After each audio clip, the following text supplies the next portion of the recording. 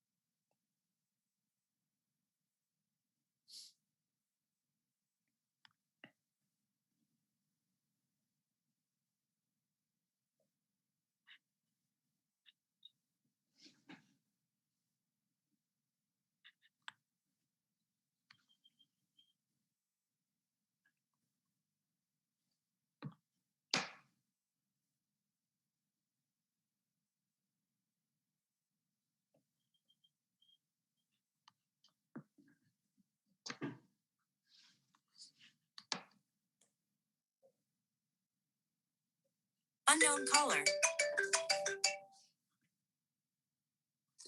Hello, this is Treva. May I help?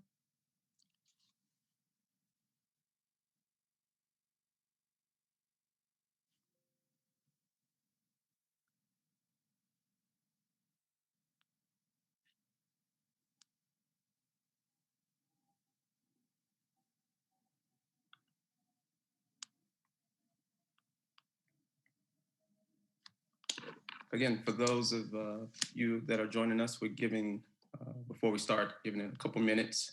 So we should get started here shortly.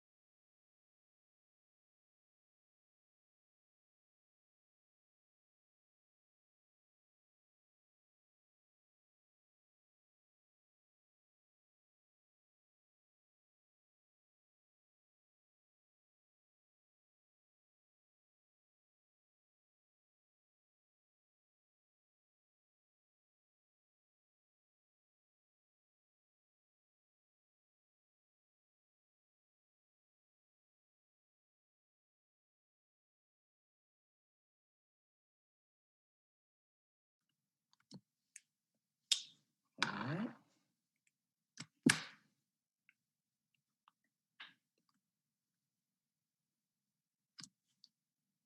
About 2 minutes, about 2 minutes.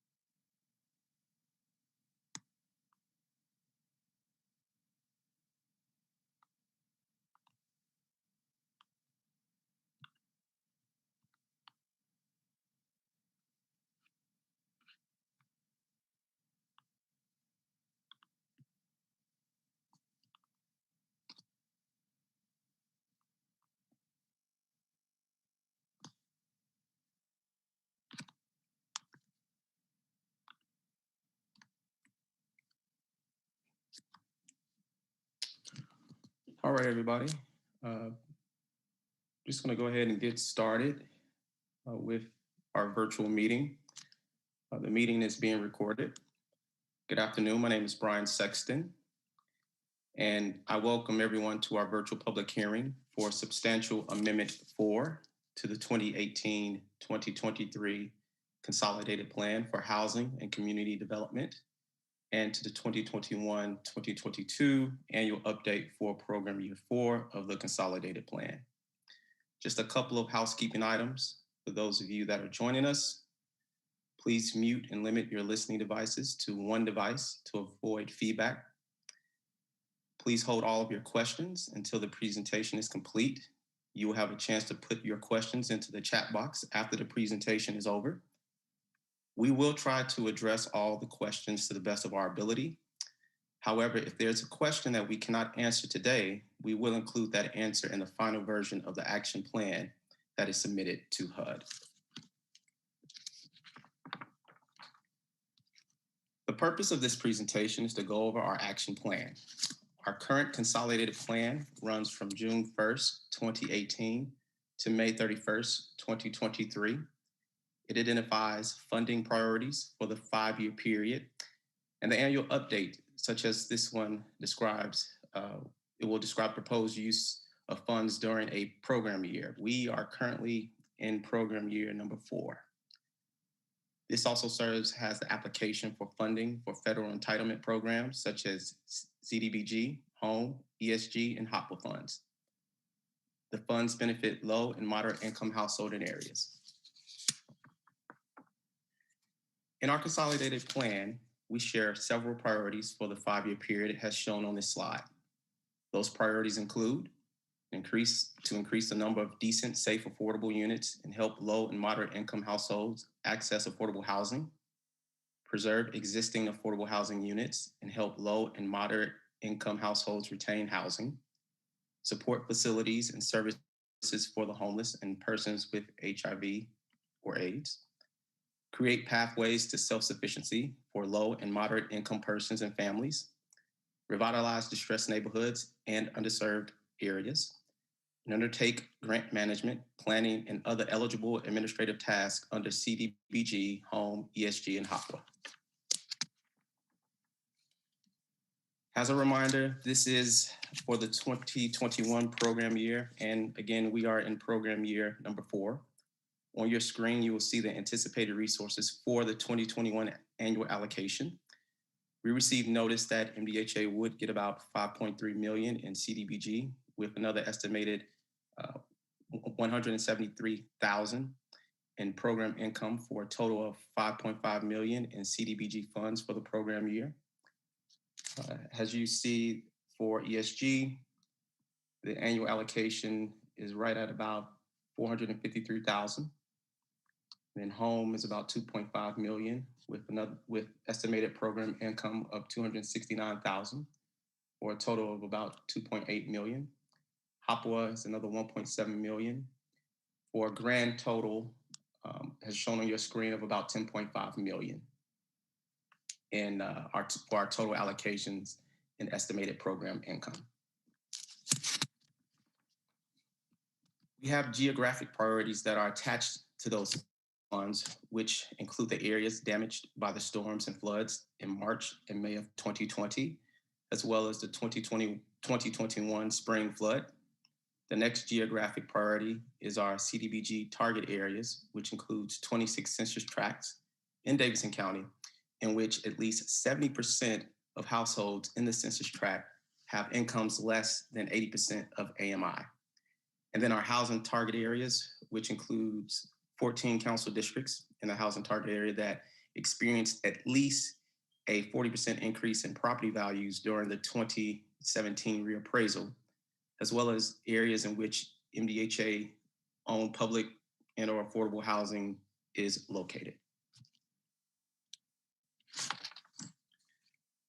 In regards to the budgets for CDBG and HOME as shown on your screen.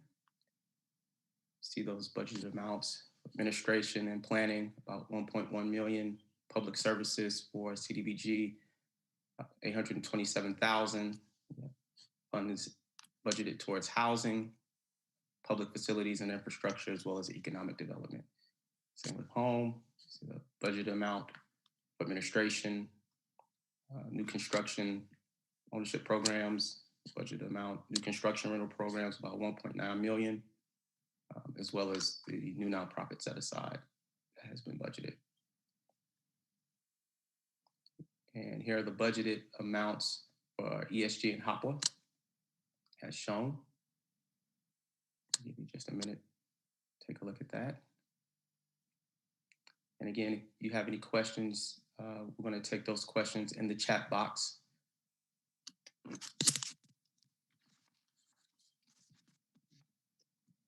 Included in the action plan, we made a few substantial amendments to our comp plan to give us a little bit more flexibility within some of our programs.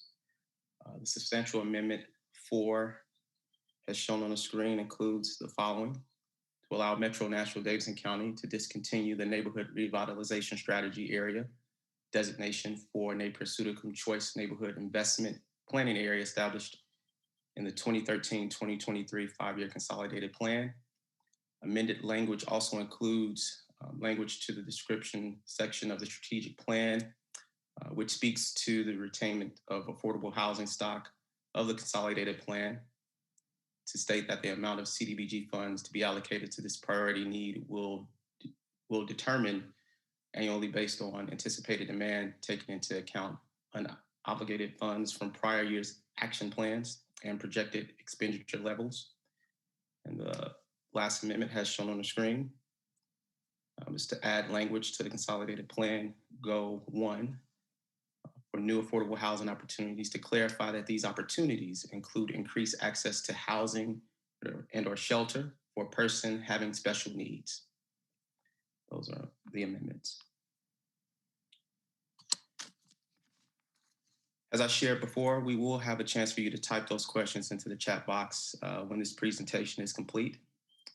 If you had a chance to read through the draft and you want to submit comments outside of today, you can mail your questions to the address listed on the slide, or you can email your questions or fax your questions as shown on the slide.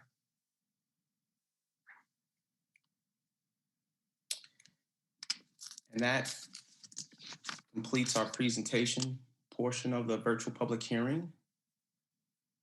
If you want to go ahead and put your questions in the chat box, you may do so now. I'm going to try to pull that chat box.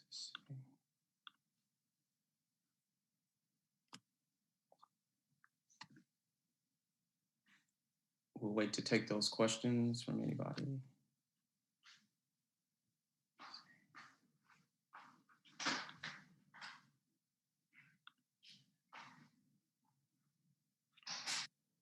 All right. If we don't have any questions at this point, we'll give it another minute.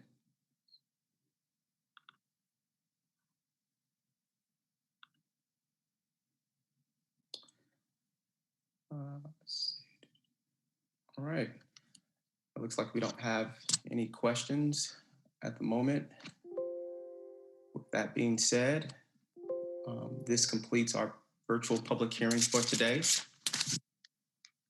And we thank you for joining us. Thank you. Bye-bye.